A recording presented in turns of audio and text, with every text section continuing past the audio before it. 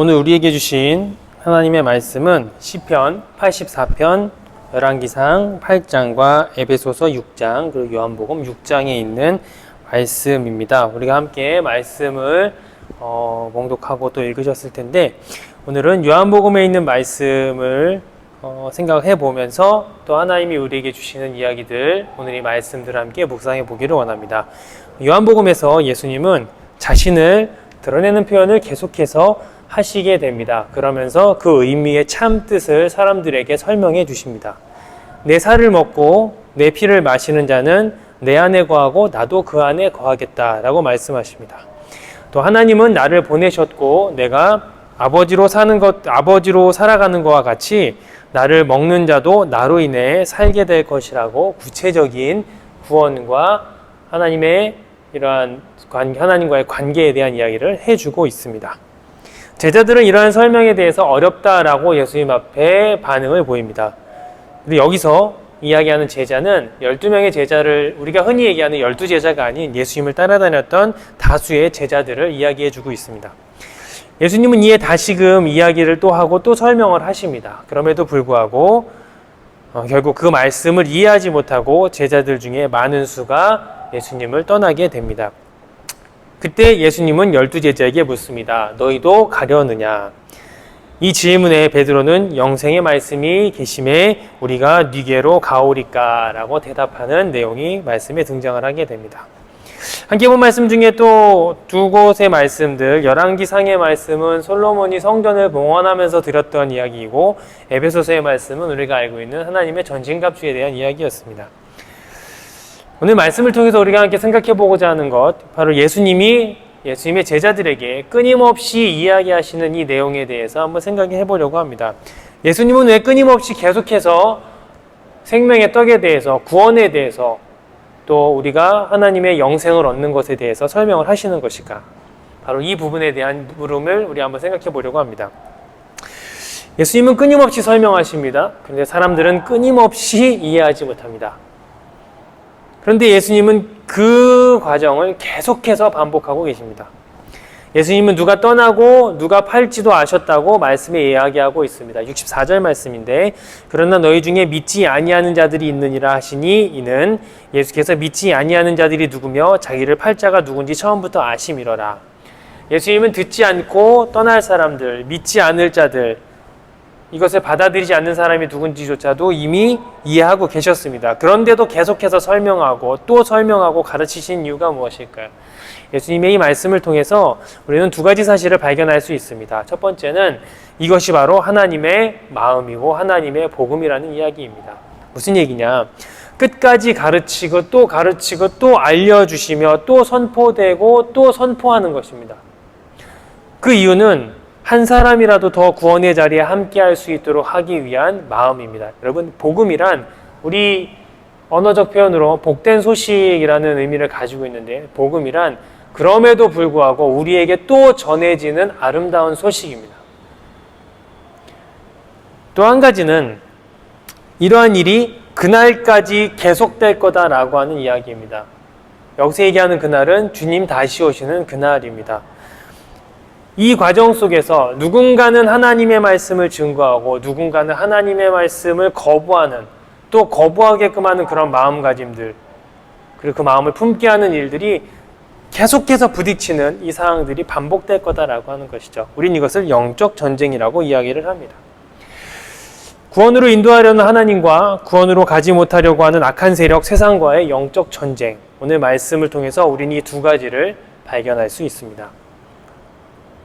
이 상황 속에서 끊임없이 하나님은 우리에게 복음을 선포하시고, 세상과 악한 세력은 끊임없이 그것을 받아들이지 못하게 하려는 이러한 영적 전쟁의 과정 속에 우리는 어떠한 자리에 서 있어야 되느냐? 오늘 베드로는 어찌 보면 그거에 대한 해답과 같은 말씀을 그의 입을 통해 고백하고 있습니다.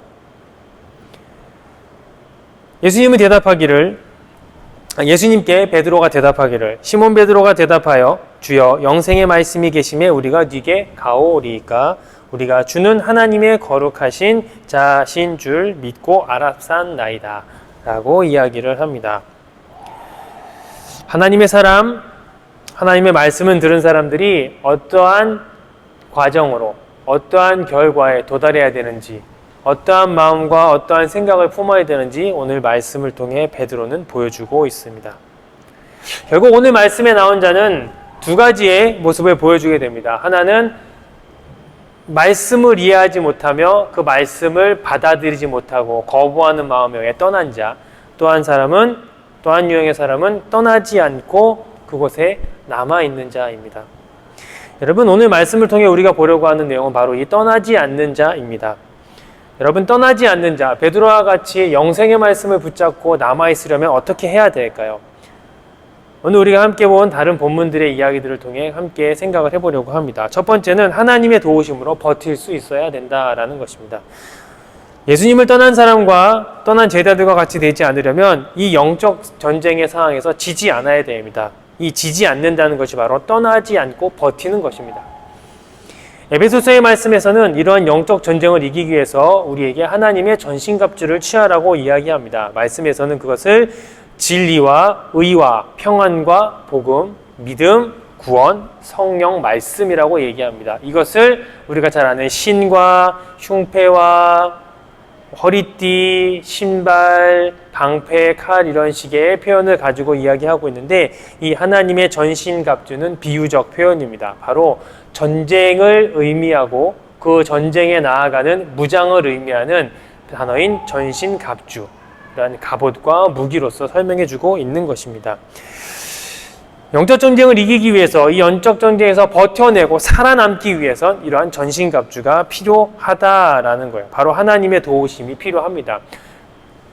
중요한 건 이 전신갑주는 우리가 만들거나 우리가 개량하거나 우리가 그것을 어떻게 우리 힘으로 할 수 있는 것이 아니다라는 거죠. 여러분, 진리도, 의도, 평안함도, 복음도, 믿음도, 구원도, 성령과 말씀도 전부 다 어떠한 우리의 노력과 우리의 힘과 우리의 어떠한 것들로 만들어진 것이 아닌 온전히 하나님으로부터 우리에게 주어진 은혜라는 사실입니다. 이러한 하나님의 은혜가 우리에게 주어질 때, 하나님의 도우심이 우리에게 있을 때 우리는 이 영적 전쟁에서 살아남을 수, 버틸 수 있습니다. 또 한 가지, 그렇다면 우리가 할 수 있는 일이 무엇인지를 찾아봐야 될 것입니다. 그것이 바로 이 전신갑주를 우리가 취하는 것, 이것을 거부하지 않고 받아들이는 것이 첫 번째였다면 두 번째는 우리가 할 수 있는 일, 바로 기도하는 것입니다. 에베소서의 말씀은 이것에 대해서 이렇게 얘기하고 있습니다. 우리 보고 기도하라. 전신갑주의 내용이 하나님의 은혜라면 우리가 직접 할 수 있는 일은 바로 기도입니다. 18절 말씀에 기도하되 모든 기도와 간구로 하되 무시로 성령 안에서 기도하고 이를 위하여 깨어 구하기를 항상 힘쓰며 여러 성도를 위해 구하라. 이렇게 얘기하고 있습니다. 성령 안에서 기도하고 깨어 구하며 여러 성도를 위해 구하라고 말씀을 하고 있습니다. 나뿐만 아닌 하나님의 마음, 하나님의 바라시는 모든 이들을 구원하는 그 기도, 이것이 우리에게 필요합니다. 에베소서에서는 이것을 여러 성도를 위해서 구하라라고 얘기했다면 여러분, 우리가 함께 본 열왕기상의 말씀, 솔로몬이 성전을 봉헌할 때 솔로몬은 이 봉헌을 하나님께 성전을 봉헌하면서 하나님께 기도를 올리고 있는데 이 기도에도 우리가 할 수 있는 기도의 엄청난 중요한 이야기가 등장을 하고 있습니다. 무엇이냐?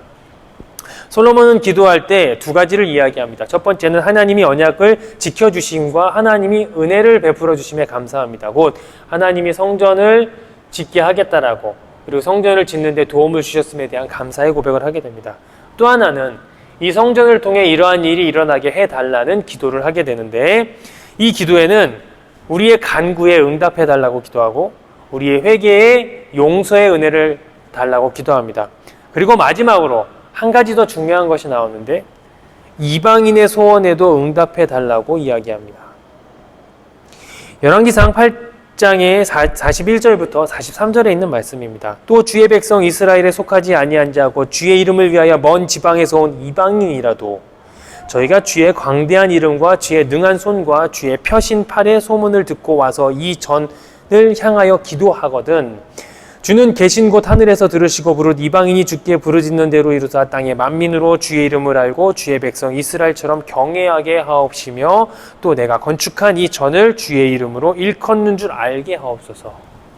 솔로몬의 기도에 간구와 회개에 응답하고 용서해달라는 기도와 더불어 솔로몬은 이방인이 하나님 앞에 나올 때 그들의 기도도 들어달라는 이 기도를 하고 있습니다.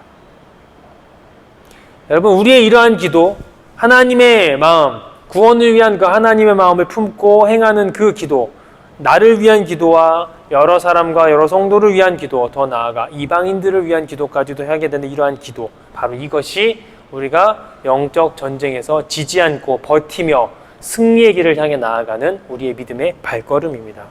오늘 말씀을 우리 한 번 더 정리하며 생각해 봤으면 좋겠습니다. 하나님은 우리의 구원을 위해서 끊임없이 노력을 하십니다. 그 하나님의 끊임없는 노력이 바로 복음입니다. 하나님의 말씀입니다. 그것을 위해 예수님이 이 땅에 오신 것입니다. 이러한 구원은 이 땅에서 우리가 하나님의 백성으로 회복되어지고 영생을 얻기까지 나아가야 되는 영적 전쟁이 끊임없이 벌어짐을 보여주고 있습니다. 우리가 먼저 함께 이 이야기, 하나님이 우리에게 주신 이 말씀 앞에 첫 번째 물음을 스스로에게 던져봅시다. 바로 하나님의 말씀에 나는 어떠한 대답을 하고 있는가 하는 것입니다. 베드로의 대답을 묵상하고 베드로의 대답을 다시 한번 되새겨보며 우리의 고백을, 우리가 하나님 앞에 어떠한 고백을 해야 될지 우리 다시 한번 생각해 봅시다. 또 하나는 예수님을 떠나버렸던 그 말씀 앞에서 떠났던 무수히 많은 사람들처럼 되지 않기 위해서 우리가 어떤 길을 택해야 하는가. 말씀 제목에는 이것을 승리라고 이야기했지만 어찌 보면 버티기입니다. 버티고 또 버텨 살아남고 살아남음으로 말미암아 승리의 그날 그 자리까지 나아가는 것. 우리는 하나님의 도우심으로 버티는 것입니다.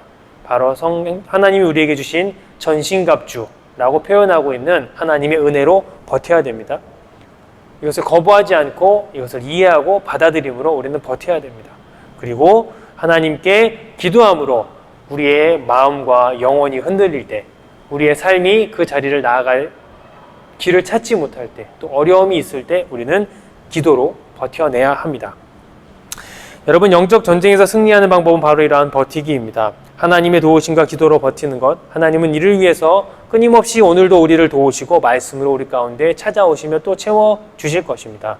오늘 말씀을 통하여 우리가 인생을 살아가는 동안에 부딪혀야 될 이 영적 전쟁에 대해서 다시 한번 깨닫고 또 우리 마음에 새기며 또 우리가 그것을 마음속에 잘 기억하며 그 사항들을 어떻게 헤쳐나가야 할지, 우리의 힘도 우리의 능도 아닌 하나님의 은혜와 하나님의 도우심, 그리고 그 하나님께 간구하고 기도하는 우리의 믿음의 삶들이 이러한 영적 전쟁을 승리하며 하나님과 함께하는 구원의 반열에 들어갈 수 있는 자리까지 나아가시는 바로 그러한 여러분들이 되시기를 주님의 이름으로 축복합니다.